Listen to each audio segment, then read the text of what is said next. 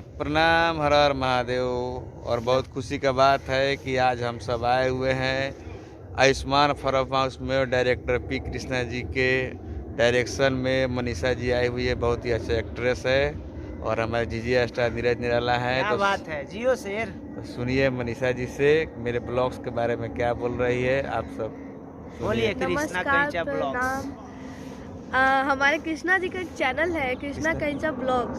उसे सब्सक्राइब करिए, लाइक करिए, बहुत सारा प्यार आशीर्वाद दीजिए। और बाकी तो हमारे जीजी स्टार नीरज निराला जी मनीषा है। जी का गाना वो याद है ना कि कटले नया साल में नया साल में। हाँ, बहुत ही अच्छा गाना है। मनीषा जी का आया था काफी हिट रहा था कि नए साल में सुने सखी कटले भाई हरवा गाल रे। याद हम लोग को भी नहीं है, बहुत अच्छा गाना था। नहीं, मुझे याद है। अच्छा गाना है। अब आप हम लोग सब सरसों के खेत में गए थे।